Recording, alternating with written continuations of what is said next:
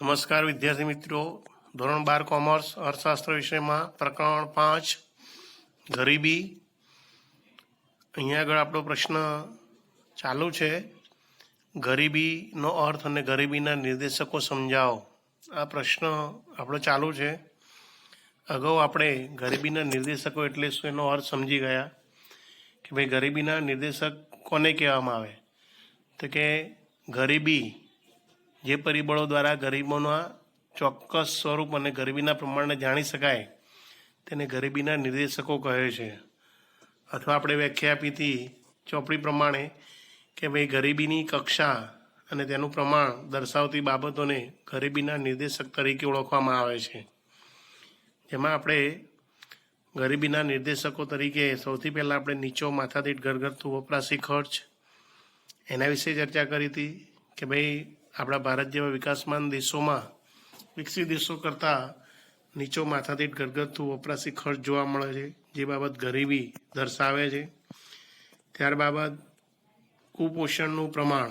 કુપોષણ એટલે શું એની વ્યાખ્યા જોઈ હતી કે ભાઈ કુપોષણ એટલે એવી પરિસ્થિતિ કે જેમાં વ્યક્તિ દ્વારા લેવાતા ખોરાકમાં પૂરતા પ્રમાણમાં કેલરી, પ્રોટીન, કાર્બોહાઈડ્રેટ, વિટામિન અને મિનરલ્સનો સમાવેશ થતો નથી, અથવા તો કે પૂરતા પોષણયુક્ત આહાર લેતા નથી તેવા વ્યક્તિઓ કુપોષિત વ્યક્તિઓ તરીકે ઓળખાય છે. તો કે દુનિયાના વિકસિત દેશોની તુલનામાં ભારત જેવા વિકાસમાન દેશોમાં કુપોષણનું પ્રમાણ વધુ જોવા મળતું હોય છે.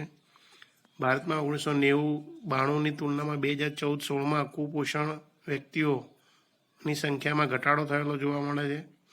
તેમ છતાં 2015ના ફાઓના અહેવાલ મુજબ ભારતમાં કુપોષિત વસ્તીનું પ્રમાણ વિશ્વમાં બીજા નંબરે હતું. આ બાબત ગરીબીનો નિર્દેશ કરે છે, એ ચર્ચા કરી હતી આપણે. ત્યારબાદ અપેક્ષિત આયુષ્ય અને બાળ મૃત્યુદર. અપેક્ષિત આયુષ્ય અને બાળ મૃત્યુદર, તો કે ભારતમાં વિકસિત દેશોની તુલનામાં અપેક્ષિત આયુષ્ય નીચું અને બાળ મૃત્યુદરનું પ્રમાણ ઊંચું રહેલું જોવા મળે છે. આ બાબત ગરીબીનો નિર્દેશ કરે છે. ત્યારબાદ આગળ તબીબી સગવડો. તબીબી સગવડો એટલે કે સ્વાસ્થ્ય ક્ષેત્રે ડૉક્ટરો, નર્સ, કમ્પાઉન્ડર વગેરે કર્મચારીઓ દ્વારા અપાતી સેવાઓ એને તબીબી સેવાઓ તરીકે ઓળખવામાં આવે છે. તો કે ભારતમાં આંતરરાષ્ટ્રીય તુલનાએ તબીબી સગવડો અને ડૉક્ટરોની અછત જોવા મળે છે. બરાબર. આ પણ આપણે ચર્ચા કરી હતી કે વિકસતા દેશોમાં દર 6000ની વસ્તીએ એક ડૉક્ટરની સેવા ઉપલબ્ધ હોય છે, જ્યારે વિકસિત દેશોમાં 350ની વસ્તી માટે એક ડૉક્ટરની સેવા ઉપલબ્ધ હોય છે. તો આ બાબત એક ગરીબીનો નિર્દેશ કરે છે. ત્યારબાદ પીવાનું પાણી. તો કે અહીંયા આગળ વ્યક્તિને જીવન જીવવા માટે સૌથી સુરક્ષિત પીવાલાયક પાણી અને સ્વચ્છતાની સગવડ બરાબર સ્વાસ્થ્ય સાથે સંકળાયેલી બાબત ગણાય છે. તો કે ભારતમાં આજે દૂષિત પાણી, શુદ્ધ અને પૌષ્ટિક ખોરાકનો અભાવ વગેરે પરિબળો અનેક રોગોનું કારણ બનતા હોય છે. 2011ની વસ્તી ગણતરી પ્રમાણે ભારતમાં 63.3% કુટુંબોને નળ દ્વારા શુદ્ધ થયેલું પાણી પ્રાપ્ત થાય છે. 8.67% કુટુંબોને નળ દ્વારા શુદ્ધિકરણ ન હોય એવું પાણી પ્રાપ્ત થાય છે અને 26% લોકોને અન્ય સ્ત્રોત જેવા કે કૂવા, હેન્ડપંપ, ટ્યુબવેલ, ઝરણા, નદી, નહેરો, તળાવ વગેરેથી પીવાનું પાણી પ્રાપ્ત થાય છે. તો આમ શુદ્ધ પાણીના અભાવે પણ ઘણા બધા લોકો બીમારીના ભોગ બને છે. બીમારીને કારણે ગરીબીની સમસ્યા વધારે ગંભીર બનાવે છે. હવે આજે આગળનો મુદ્દો જોઈશું આપણે. આગળનો નિર્દેશક શૌચાલયની સુવિધા.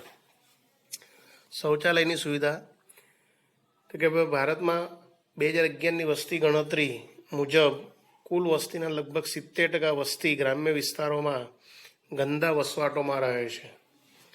ભારતમાં જે અત્યારે કુલ જે વસ્તી છે એના 70% વસ્તી ગ્રામ્ય વિસ્તારોમાં રહે છે અને આ લોકો ગંદા વસવાટોમાં બરાબર કે રહે છે, જેમને શૌચ માટે જાહેર શૌચાલય કે ખુલ્લામાં શૌચાલયની પ્રક્રિયા કરે છે. પરિણામે સ્વચ્છતાના અભાવે પાણીજન્ય અને ચેપી રોગો થવાની શક્યતા વધુ છે. તો આનાથી બચવા સ્વચ્છતા મહત્ત્વની છે અને તે માટે શૌચાલયની સુવિધા અગત્યની છે. પણ ભારતમાં શૌચાલયના અભાવે આજે ઘણા બધા કુટુંબો, ઘણા બધા લોકો રોગોના ભોગ બનતા હોય છે. તો અહીંયા આગળ એક સર્વે અનુસાર ભારતમાં કુલ 100% કુટુંબોમાંથી 66% મકાનમાં જ શૌચાલયની સગવડતાવાળા કુટુંબો છે, જ્યારે 34% કુટુંબો એવા છે કે જેમને શૌચાલયની સુવિધાઓ પ્રાપ્ત થતી નથી. આ કોષ્ટકમાં જોઈ શકાય છે કે ભાઈ ભારતમાં 66% કુટુંબો મકાનની અંદર જ શૌચાલયની સુવિધા ધરાવે છે, જ્યારે બાકીના 34% કુટુંબો જાહેર શૌચાલય કે ખુલ્લામાં જાય છે. પણ અમે સ્વચ્છતાના અભાવે પ્રદૂષણ અને શારીરિક નબળાઈ, ઉત્પાદકતા અને ઉત્પાદનને નીચા રાખે છે, જે ગરીબીને વધારવા માટે કારણભૂત પરિબળ બને છે. પરંતુ એક આ મહત્વની બાબત છે કે આજે ઘણા બધા જે ગરીબ પરિવારો છે અથવા જે લોકોની શૌચાલયની સુવિધા ઉપલબ્ધ નથી, એવા લોકો ખુલ્લામાં જતા હોવાથી વારંવાર બીમારીઓના ભોગ બનતા હોય છે, જેને કારણે લોકો શારીરિક નબળાઈ અનુભવતા હોય છે, કામે જઈ શકતા નથી, એની ઉત્પાદન ઉપર અસર થતી હોય છે, આવક ઉપર અસર થતી હોય છે, અને આ પરિસ્થિતિ ગરીબ બનાવે છે. તો આમ શૌચાલયની સુવિધાનો અભાવ એ ગરીબીનું કારણ માનવામાં આવે છે, નિર્દેશક બનતું હોય છે. એ રીતે બીજું એક મહત્વનું નિર્દેશક છે રહેઠાણ. ગરીબીના નિર્દેશક તરીકે રહેઠાણો અને તેનું સ્વરૂપ એક મહત્વનો નિર્દેશક કહેવાય છે. માનવીની મહત્વની 3 જરૂરિયાતો છે, પાયાની 3 સગવડો, બરાબર, કે ભાઈ અન્ન, વસ્ત્ર અને રહેઠાણ. એમાંની આ ત્રીજી મહત્વની જરૂરિયાત રહેઠાણ એ હોવું જ જોઈએ. પરંતુ વિકસિત દેશોની તુલનામાં વિકસતા દેશોમાં રહેઠાણોની તંગી વધુ જોવા મળે છે. જે રહેઠાણ ઉપલબ્ધ ન હોવાથી આવા લોકો ગંદી ચાલીઓમાં કે ઝૂંપડપટ્ટીઓમાં રહેતા હોય છે, અને આ ઝૂંપડપટ્ટીઓ અને ગંદી જે ચાલીઓ છે એ ગરીબીનું એક માપદંડ ગણાતું હોય છે. રહેઠાણ એ માનવીની પ્રાથમિક જરૂરિયાત છે. આપણે હમણાં જ કીધું કે ભાઈ માનવીને અહીંયા આગળ 3 મહત્વની સુવિધા મળવી જોઈએ, અન્ન, વસ્ત્ર અને રહેઠાણ. પણ રહેઠાણ આજે ઘણા બધા લોકો છે કે જેની પૂરતી સુવિધાવાળા રહેઠાણ પ્રાપ્ત થતા નથી, એટલે આવા લોકો ગંદી ચાલીઓ કે ઝૂંપડપટ્ટીઓમાં રહેતા હોય છે. રહેઠાણ મળે તો કેવા મળે છે તેના પરથી ગરીબીનું પ્રમાણ નક્કી થતું હોય છે. તો રહેઠાણનું મકાન, ઓરડાઓ, રહેનારોની સંખ્યા, ઘરમાં નળ, ડ્રેનેજ, વીજળી જેવી સગવડતા ધરાવતા મકાનોની ટકાવારી ગરીબીની કક્ષા દર્શાવે છે. આજે ઘણા બધા લોકો રહેઠાણ પ્રાપ્ત થતું હોય છે, પરંતુ એ લોકોને જે રહેનારાઓની સંખ્યા, બરાબર, એ ઘણી બધી વધારે હોય છે. એક મકાનમાં બરાબર કે કુટુંબના સભ્ય સંખ્યા વધારે હોય, ઘરમાં નળ, ડ્રેનેજની સુવિધા એટલે કે ગટર લાઇનની સુવિધા ના હોય, વીજળીની સુવિધા ના હોય, આવા મકાનો એ ગરીબીનું પ્રમાણ દર્શાવે છે, ગરીબીની કક્ષા દર્શાવે એમ કહી શકાય છે. રહેઠાણ એને કહેવાય જે પૂરતી સગવડતાવાળા મકાનો હોવા જોઈએ. પરંતુ ભારતમાં આવી પૂરતી સગવડતાવાળા મકાનોની તંગી છે. ભારતમાં આજે પણ 60 કરોડ લોકો સ્વાસ્થ્યને હાનિ પહોંચાડે અથવા જીવન માટે જોખમરૂપ એવા નિવાસ સ્થાનોમાં રહે છે. યાદ રાખજો, કેટલા કરોડ લોકો, તો કે 60 કરોડ લોકો સ્વાસ્થ્યને હાનિ પહોંચાડે અથવા જીવન માટે જોખમરૂપ એવા નિવાસ સ્થાનમાં રહે છે. એટલે કે આવા લોકો ગંદી ચાલીઓ અને ઝૂંપડપટ્ટીઓમાં રહેતા હોય છે. ભારતમાં મોટાભાગના મકાનો 1 રૂમની સગવડતાવાળા છે, જે ગરીબીનું એક મહત્વનું માપદંડ બને છે. આપણે શહેરોમાં પણ જોતા હોય છે કે ઘણા બધા લોકો ભાડાના મકાનોમાં રહેતા હોય છે, 1 રૂમના મકાનમાં રહેતા હોય છે, સભ્ય સંખ્યા વધારે હોય છે. આ બાબત શું ગરીબીનો નિર્દેશ કરે એમ કહી શકાય છે. તો રહેઠાણની તંગી એ ગરીબીનો નિર્દેશક બનતો હોય છે. એ જ રીતે વીજળીની વપરાશ, તો અહીંયા આગળ ગરીબી નક્કી કરવા માટે વીજળી પ્રાપ્ત થવી જરૂરી છે, પરંતુ નક્કી કરેલ અંદાજ પ્રમાણે વીજળી પ્રાપ્ત થતી ન હોય ત્યારે પણ ગરીબીનો નિર્દેશક બનતો હોય છે. તો આજે કોઈ પણ દેશના આર્થિક વિકાસને અસર કરનાર એક મહત્વનું પરિબળ વીજળીની સગવડ છે. કારણ કે આજે માનવીની એક મૂળભૂત જરૂરિયાત વીજળી બની ચૂકી છે. આજે કોઈ પણ નાગરિક, કોઈ પણ વ્યક્તિ વીજળી વગર જીવન જીવી શકતો નથી. વીજળી એક મહત્વની પાયાની સગવડ બની ચૂકી છે. દેશમાં આજે ઉત્પાદન વધારવા માટે તેમજ લોકોના જીવનની ગુણવત્તા સુધારવા માટે વીજળીની સગવડ ખૂબ જ મહત્વની ગણવામાં આવે છે. ભારત વીજળીનો એક મોટો ઉત્પાદક અને વપરાશ કરતો દેશ ગણાય છે. આમ છતાં આપણા દેશમાં વધુ વસ્તી અને ઓછી માથાદીઠ આવક હોવાથી માથાદીઠ વીજળીનો વપરાશ ખૂબ જ ઓછી છે. વિકસિત દેશોની તુલનામાં ભારતની માથાદીઠ વીજળીની વપરાશ ખૂબ જ ઓછી છે. અહીંયા ભારતમાં વીજળીની માથાદીઠ વપરાશ 765 કિલોવોટ છે, જે US, UK અને જાપાન જેવા વિકસિત દેશોની સરખામણીએ ઘણો જ ઓછો વપરાશ કહેવાય છે. બરાબર, એટલે કે અહીંયા આગળ લોકો વીજળી પ્રાપ્ત કરી શકતા નથી, કારણ કે આપણા ભારતમાં વીજળી વિનામૂલ્યે પ્રાપ્ત થતી નથી. અને આવો જે ગરીબ વર્ગ જે ઝૂંપડપટ્ટીમાં રહેતો હોય, ચાલીઓમાં રહેતો હોય, આવા વર્ગોની પાસે આવક બહુ જ ઓછી હોવાને કારણે લોકો વીજળી ખરીદી શકતા નથી, એટલે વીજળી વગર એમને જીવન જીવવું પડતું હોય છે. તો આ વીજળીનો વપરાશ ખૂબ જ ઓછો થતો જોવા મળે છે. આ બાબત પણ એક ગરીબીનો નિર્દેશ કરે છે એમ કહી શકાય છે. ત્યારબાદ મહત્વનો નિર્દેશક છે શિક્ષણ. શિક્ષણ તો કે અહીંયા આગળ શિક્ષણ મહત્વની બાબત કહેવામાં આવે છે કે શિક્ષણના અભાવને લીધે દેશમાં અકુશળ અને ઓછા કાર્યક્ષમ શ્રમિકો તૈયાર થતા હોય છે, જેને કારણે શ્રમિકો માટે રોજગારીની તકો અને વ્યવસાય પસંદગીની તકો મર્યાદિત બનતી હોય છે. પરિણામે વેતન દર નીચા અને માથાદીઠ આવક પણ નીચી હોય છે, જે ગરીબીના વધારા માટે જવાબદાર બને છે. તો અહીંયા આગળ વિશ્વ બેંકની માહિતી મુજબ 15 વર્ષ કે તેથી વધુ ઉંમરના લોકો જે લખી અને વાંચી શકે તેને સાક્ષર છે, બાકીના નિરક્ષર કહેવાય છે. વિદ્યાર્થી મિત્રો અહીંયા ધ્યાન રાખજો કે આંતરરાષ્ટ્રીય ધોરણે સાક્ષર કોને કહેવાય એની વ્યાખ્યા કીધી હોય તો આ વ્યાખ્યા તમે લખી શકો કે ભાઈ 15 વર્ષ કે તેથી વધુ ઉંમરના અથવા વધુ વયની વ્યક્તિઓ કોઈ એક ભાષા વાંચી લખી શકે એને સાક્ષર કહેવામાં આવે છે. એને બીજા શબ્દમાં પ્રૌઢ સાક્ષર તરીકે પણ ઓળખવામાં આવે છે. તો અહીંયા આગળ 15 વર્ષ કે તેથી વધુ વયની વ્યક્તિઓને સાક્ષર લખી વાંચી શકે એને સાક્ષર કહેવામાં આવે. હવે આજે ઘણા બધા લોકો એવા હોય છે કે જે વાંચી લખી શકતા નથી, તો આવા લોકો મોટે ભાગે ગરીબ હોય છે. બીજું કે શિક્ષણ મેળવેલું હોતું નથી, શિક્ષણના અભાવે લોકો તાલીમ પણ પ્રાપ્ત કરી શકતા નથી, તેથી અકુશળ હોય છે. કુશળતા એટલે કે કોઈ પણ કામ પ્રત્યેની પોતાની આવડત ધરાવતા હોતા નથી, તેથી ઓછી ઉત્પાદકતા ધરાવતા હોય છે. અને આવા શ્રમિકો બરાબર કે કોઈ પણ પ્રકારનો વ્યવસાય કે રોજગારીની તકો યોગ્ય મેળવી શકતા નથી, એમની તકો કે પસંદગીઓ પણ મેળવી શકતા નથી.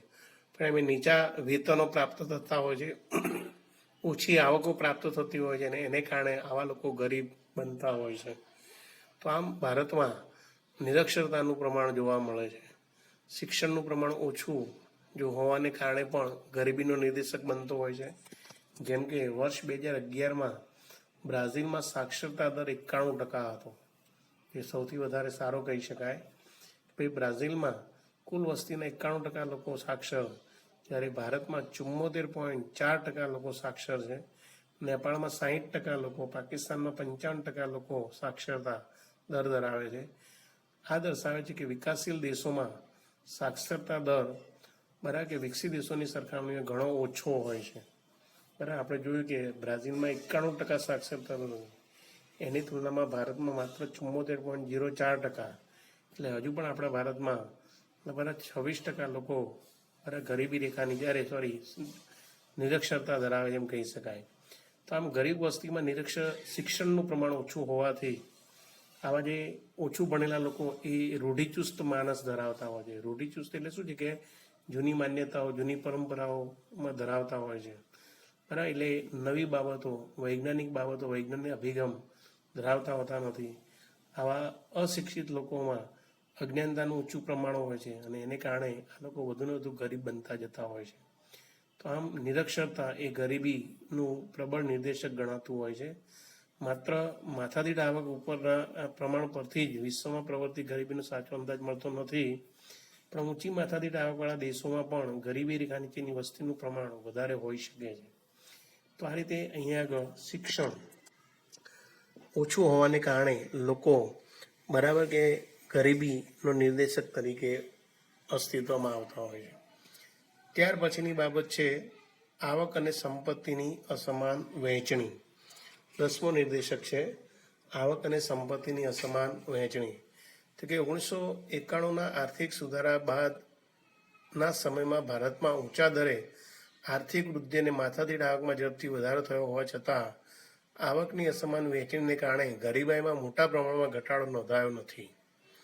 હવે અહીંયા એવું કહી શકાય છે કે ભાઈ 1991થી જે આપણે ઉદારીકરણ, ખાનગીકરણ અને વૈશ્વિકરણ એવા સુધારા અમલમાં મૂક્યા છે, બરાબર કે દેશે ઝડપી આર્થિક વિકાસ થાય તે માટેના પ્રયાસો કર્યા છે. 1991 પછી જે પ્રયાસો કર્યા એને કારણે આપણા દેશમાં આર્થિક વૃદ્ધિ દર પણ વધ્યો છે, માથાદીઠ આવક પણ ઝડપથી લોકોની વધી છે. પરંતુ સમાજમાં જે લોકોમાં આવકની અસમાનતા વધતી જતી જોવા મળે છે, એટલે કે ધનિક અને ગરીબ વચ્ચેનું અંતર વધતું રહ્યું છે. બરાબર, આ આવકની અસમાન વહેંચણી એટલે કે બધા જ લોકોની વચ્ચે આવકની સરખી વહેંચણી થયેલી ન હોવાને કારણે ગરીબ વર્ગ વધુને વધુ ગરીબ બનતો ગયો છે અને ગરીબાઈમાં જે ઘટાડો થવો જોઈએ બરાબર એ ઘટાડો થયેલો બહુ ખાસ જોવા મળતો નથી. તો આમ આવકની અસમાનતા એ ગરીબી માટે જવાબદાર ગણવામાં આવે છે. તો આવકની અસમાનતા વધવા સાથે એક તરફ ઉચ્ચ જીવન ધોરણ સાથે ઉચ્ચ સગવડો ભોગવતો વર્ગ એટલે કે ધનિક વર્ગ અસ્તિત્વમાં આવ્યો છે. તો બીજી તરફ ઓછી આવક ધરાવતા મકાન વિહોણા તેમજ ગંદા વસવાટોમાં વસતા ખોરાક તેમજ શિક્ષણ અને સ્વાસ્થ્યની પાયાની લઘુત્તમ જરૂરિયાતથી વંચિત ગરીબ વર્ગ જોવા મળે છે. તો આમ સમાજમાં આવકની અસમાનતાને કારણે આવા બે પ્રકારના વર્ગ અસ્તિત્વમાં આવે છે, ધનિક અને ગરીબ વર્ગ. બરાબર. અને આ ગરીબ વર્ગ જે ગરીબીના નિર્દેશકમાં સમાવેશ થતો હોય છે કે જે દેશના આર્થિક વિકાસ માટે અવરોધક પણ બનતો હોય છે. તો અહીંયા આગળ કોષ્ટક સમજાવ્યું છે તમને કે ભાઈ વિશ્વમાં અમેરિકા, યુકે આ વિકસિત દેશો છે અને ભારતના ટોચના 1% વસ્તી પાસે રહેલ વાસ્તવિક આવકનો હિસ્સો અહીંયા દર્શાવેલો છે. તો અહીંયા તમે જોઈ શકો છો કે ભાઈ યુએસમાં 1998માં દેશની જે ધનિક વસ્તી કહેવાય ટોચની એટલે કે ધનિક વસ્તી, તો 1% ધનિક વસ્તી પાસે કુલ રાષ્ટ્રીય આવકનો 15.2% હિસ્સો પ્રાપ્ત થતો હતો, જે આજે વર્ષ 2012માં વધીને 18.9% જેટલો થયો છે.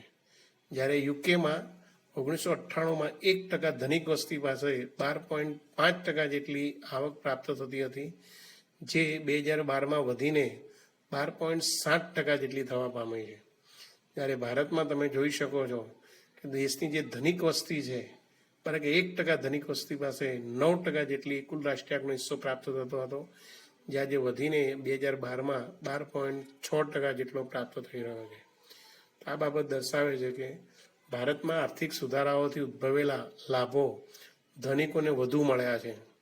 એટલે કે આપણે જે આર્થિક સુધારા કરીએ છીએ એ આર્થિક સુધારાને કારણે જે આવકમાં વધારો થતો હોય એનો લાભ વધુને વધુ ધનિકોને મળતો રહ્યો છે, ત્યારે ગરીબોને બરાબર કે આ લાભ બહુ ઓછા મળ્યા છે. તેથી ધનિક અને ગરીબ વચ્ચેનું અંતર વધતું ગયું છે, આર્થિક અસમાનતા વધુ જોવા મળે છે. આમ ભારતમાં આવકની અસમાનતા એ ગરીબીનો નિર્દેશક બનતો જોવા મળે છે એમ કહી શકાય. ત્યારબાદ છેલ્લો નિર્દેશક છે બેરોજગારીનો ઊંચો દર. તો કે અહીંયા આગળ ગરીબી માટેનો એક આ બીજો અને છેલ્લો મહત્વનો નિર્દેશક છે બેરોજગારીનો ઊંચો દર. અહીંયા આગળ ભારતમાં બેરોજગારી તો કે પ્રવર્તમાન બેરોજગારી કોને કહેવાય, પહેલાં એની વ્યાખ્યા આપી છે, એ વ્યાખ્યા સમજી લઈએ આપણે. બેરોજગારી કોને કહેવાય, બેકાર વ્યક્તિ કોને કહી શકાય? તો કે પ્રવર્તમાન વેતન દરે વ્યક્તિ કામ કરવાની ઈચ્છા શક્તિ અને લાયકાત ધરાવતો હોય છતાં તેને કામ ન મળે તેવી વ્યક્તિને બેકાર તરીકે ઓળખવામાં આવે છે, બેરોજગાર તરીકે ઓળખવામાં આવે છે.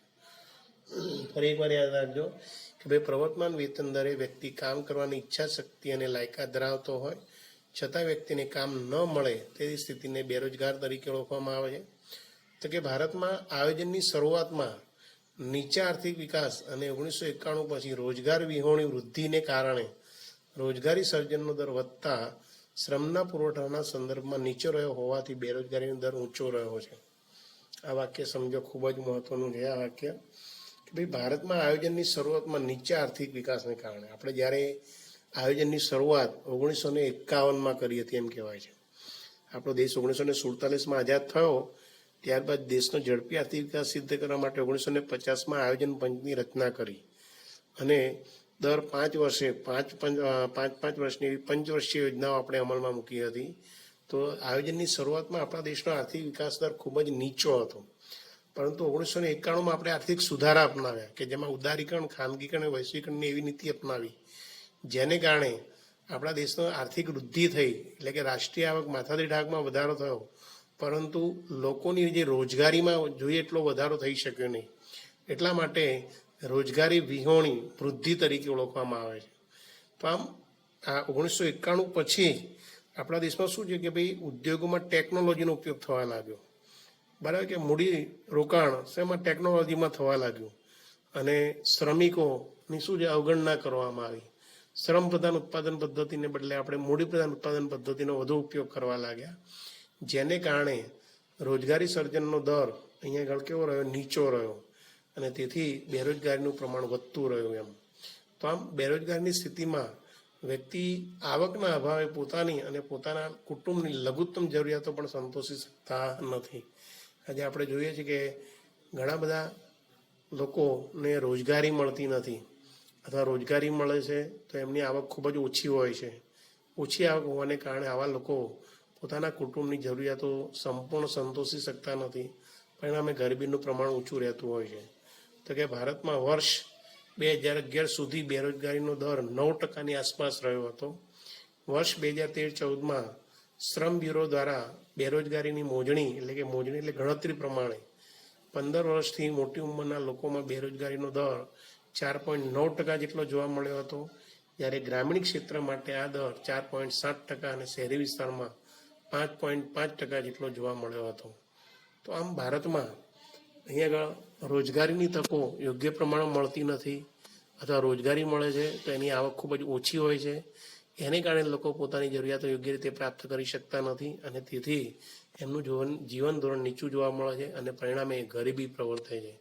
તો આ રીતે ગરીબી માટે બેરોજગારીનો ઊંચો દર એ પણ એક જવાબદાર નિર્દેશક બને છે. તો આમ અહીંયા આગળ આપણે ગરીબીના નિર્દેશકો એ 11 નિર્દેશકો પૂર્ણ કર્યા. તો કોઈ પણ દેશમાં ગરીબી છે કે નહીં, ગરીબીની કક્ષા કેટલા પ્રમાણમાં છે તે જાણવા માટેના આવા જુદા જુદા 11 નિર્દેશકોની આપણે અહીંયા આગળ ચર્ચા કરવી પડે. પરીક્ષામાં આ રીતે આખો આ પ્રશ્ન પૂછાય કે ભાઈ ગરીબી એટલે શું, ગરીબીનો અર્થ સમજાવી, ગરીબીના નિર્દેશકો સમજાવો. તો અહીંયા આગળ તમારે કોઈ પણ 5 નિર્દેશકો ટૂંકમાં સમજાવવા પડે. તો આપણે અહીંયા આગળ ગરીબીના નિર્દેશકોનો જે પ્રશ્ન છે એ પૂર્ણ કરીએ છીએ. બરાબર, આ ગરીબીના જે આપણે 11 નિર્દેશકો જોયા એ 11 એક વખત લખી અને સારી રીતે મોઢે કરી જવા, તૈયાર કરી જવા. હવે આના પછીનો આગળનો જે પ્રશ્ન આપણો આવશે, ગરીબીના કારણો, કે ભાઈ ગરીબી કયા કારણોસર અસ્તિત્વમાં આવે છે, ગરીબી માટેના મુખ્ય કારણો કયા કયા છે, તેના વિશેની ચર્ચા આપણે નેક્સ્ટ લેક્ચરમાં કરીશું. તો અહીંયા સુધી આપણે ગરીબીનો અર્થ, ગરીબીના નિર્દેશકો એટલે શું, અને ગરીબીના નિર્દેશકો કયા કયા, જે 11 નિર્દેશકો સમજાવીને મોઢે કરી લખી જવા. ઓકે.